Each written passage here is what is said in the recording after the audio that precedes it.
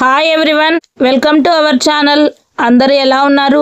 అందరూ బాగున్నారని అనుకుంటున్నాను, బాగుండాలని కోరుకుంటున్నాను. అందులో నేను కూడా ఉండాలని అనుకుంటున్నాను. ఇంకెందుకు ఆలస్యం, వీడియోలోకి వెళ్ళిపోదాం. టుడే సెగ్మెంట్ వచ్చేసి కుకింగ్ సెగ్మెంట్ లో దహి కచోరీ చూపించబోతున్నాను. ఇప్పుడు 12 గంటలు నానబెట్టుకున్న బఠానీలను కుక్కర్ లో వేసుకొని ఉడికించుకోవాలి. వీటితో పాటు ఒక 4 ఆలుని, అలాగే కొద్దిగా rock salt, pinch of turmeric ని కూడా మనం వేసుకోవాలి. పసుపు, ఉప్పు వేయడం ద్వారా బాగా త్వరగా ఉడుకుతాయి. మనము ఆలు మునిగే వరకు వాటర్ వేసుకుంటే సరిపోతుంది. ఆలుగడ్డలని పైన తొక్కు తీసేసి హాఫ్ అండ్ హాఫ్ కట్ చేసుకుంటే త్వరగా ఉడికిపోతాయి. 3 విజిల్స్ వచ్చేలాగా ఉడికించుకోవాలి. ఇలా ఉడికించుకున్న తర్వాత పేని రవ్వ, అలాగే 4 టేబుల్ స్పూన్లు మైదా పిండి, కొద్దిగా ఉప్పు, కొద్దిగా ఆయిల్ వేసుకొని పిండి కలుపుకొని పెట్టుకోవాలి మనం పాపడు కోసం. అలాగే 100 గ్రాముల శనగపిండిలో కొద్దిగా ఉప్పు, సోడా వేసుకొని స్మూత్ గా కలిపి ఉంచుకోవాలి కారపూస కోసం. ఇవన్నీ మనకి సర్వ్ చేసుకోవడానికి అవసరం అవుతాయి దహి కచోరీలో. కొద్దిగా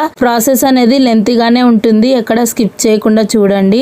స్కిప్ చేస్తే ప్రాసెస్ అనేది అర్థం అవ్వదు. కొత్తగా చూస్తున్న వాళ్ళైతే లైక్ చేసి, షేర్ చేసి, కామెంట్ చేసి ఛానల్ సబ్స్క్రైబ్ చేసుకొని సపోర్ట్ చేయండి.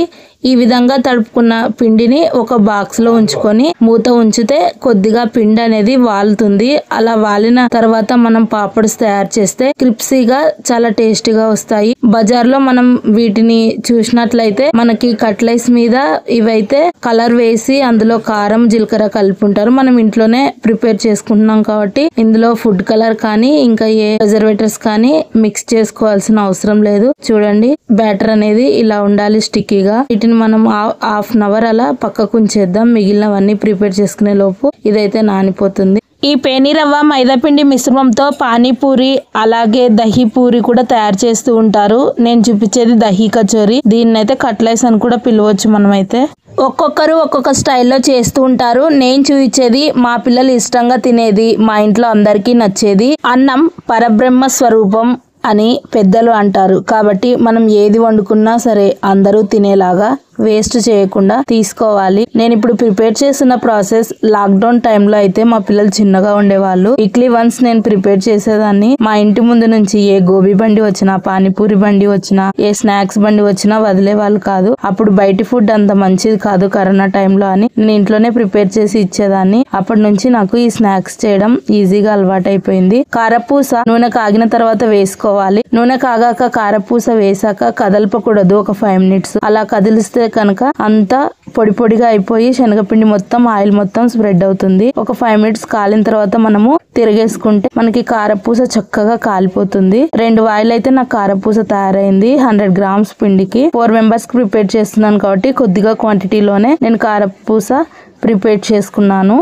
కారాలు తయారవడం కంప్లీట్ అయిన తర్వాత నెక్స్ట్ బొంబాయి రవ్వని అయితే ఫ్రై చేసుకోవాలి. గోల్డెన్ బ్రౌన్ కలర్ వచ్చేలా 50 grams బొంబాయి రవ్వని ఫ్రై చేసుకుని ఉంచుకోవాలి. ఈ బొంబాయి రవ్వ ప్లేస్ లో కొంతమంది ఆనియన్ పేస్ట్ కానీ, టమాటో పేస్ట్ కానీ యూజ్ చేస్తారు.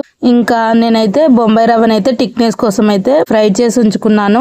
కారపూస తయారు చేయడం అయితే రెడీ అయిపోయింది. ఈ ఆయిల్ మొత్తం వంపేసి ఇందులో ఉన్న కారపూసలన్నీ తీసేసి నేను బొంబాయి రవ్వని ఫ్రై చేసుకున్నాను.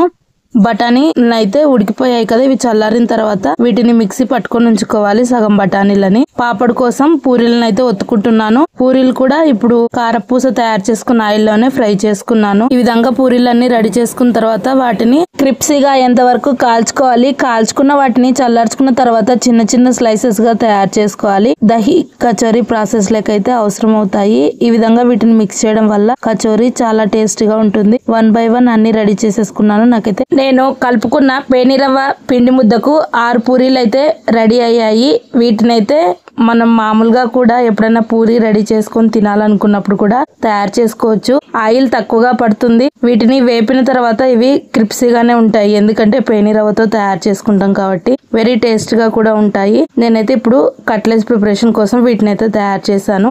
బఠానీలను అయితే సగం బఠానీలను ఉడికించిన వాటిలో తీసి మిక్సర్ గ్రైండర్ లో వేసి మెత్తగా కచ్చాపచ్చాగా కానీ మెత్తగా కానీ గ్రైండర్ పట్టేసుకోవాలి.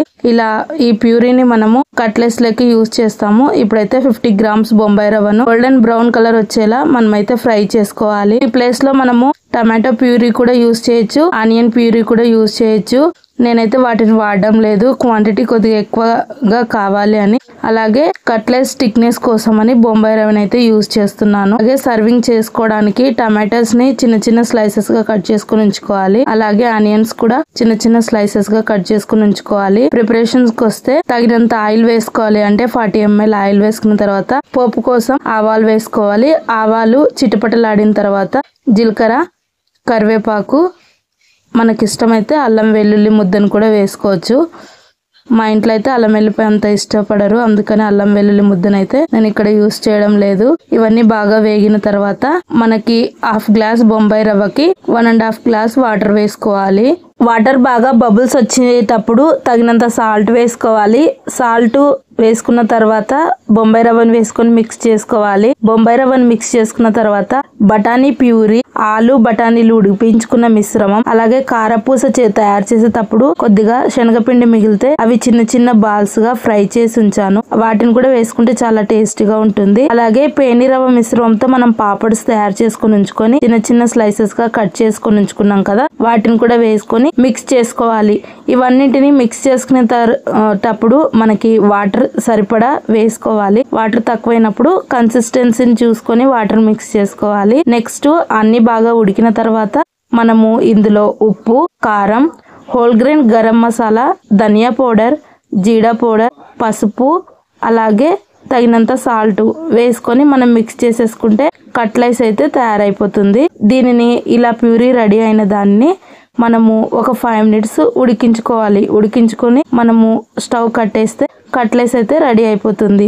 దహీతో మనం సర్వ్ చేసుకోవాలి. ఇందులో మెయిన్ ఇంగ్రీడియంట్ దహీ అన్నమాట. నిమ్మకాయ ఇందులో యూజ్ చేయము, అందుకే దీన్ని దహీ పూరి అని పిలుస్తారు. ఉపవాస దీక్షలో ఉన్నప్పుడు కూడా దీన్ని తీసుకోవచ్చు. ఏకాదశి రోజుల్లో కానీ మనము లేదంటే రైస్ తిననప్పుడు కానీ ఈ విధంగా మనం తయారు చేసుకొని తినేసేయచ్చు నిరభ్యంతరంగా. ఇందులో రైస్ మనం ఎక్కడ యూజ్ చేయం కాబట్టి చాలా టేస్టీగా ఉంటుంది. చిన్నపిల్లలు కూడా చాలా టేస్టీగా తింటారు. ఇంతకు ముందు వీడియోలో గణేష్ నిమజ్జనంలో చెప్పాను, గీతా మందిరంతో నాకు చాలా అనుబంధం ఉంది. ఇంకొక వీడియోలో మీకు షేర్ చేస్తాను, వెయిట్ అండ్ సీ అని. ఎందుకంటే గీతా మందిరం కళ్యాణ మండపంలో నాకు మా వారితో పెళ్లి జరిగింది. ఆ ప్రదేశంలో పెళ్లి జరిగిన ప్రదేశం అక్కడే మా మ్యారేజ్ అనేది జరిగింది. అందుకే గీతా మందిరంతో నాకు మంచి అనుభవాలు ఉన్నాయి. నెక్స్ట్ వీడియోలో మీతో షేర్ చేస్తాను అని చెప్పాను. ఇంకా ఈ వీడియోలో మీకు ఏ పాయింట్ నచ్చింది కామెంట్ చేయండి.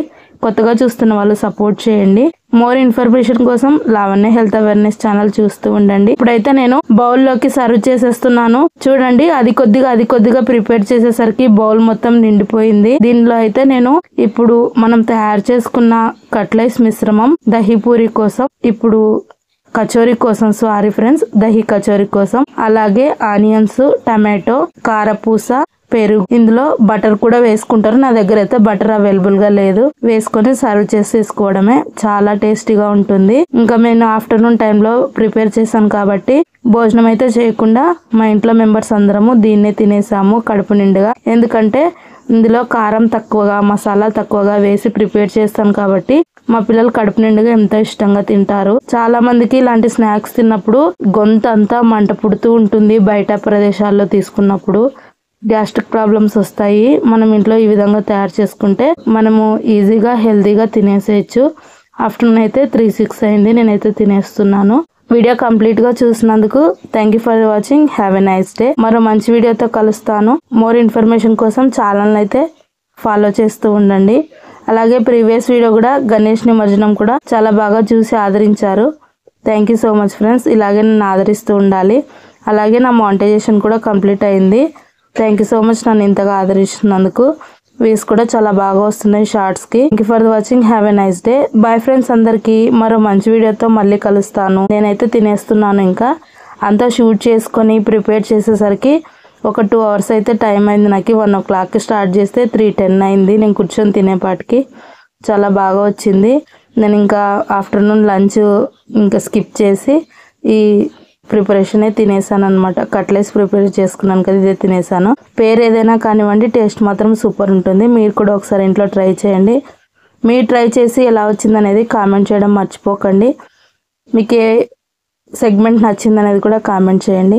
ఫుల్ మానిటైజేషన్ కంప్లీట్ అయితే గివ్ అవే ఇస్తానని చెప్పాను కదా, ఎంతమంది రెడీగా ఉన్నారు కామెంట్ చేయండి. అలాగే నెక్స్ట్ 2 months లో నా మ్యారేజ్ డే రాబోతుంది.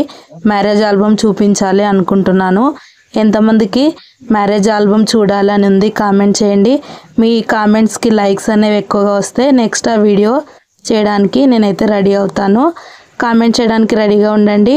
ఫాలో చేసుకోండి, సబ్స్క్రైబ్ చేసుకోండి, సపోర్ట్ చేయండి. బాయ్ అందరికీ.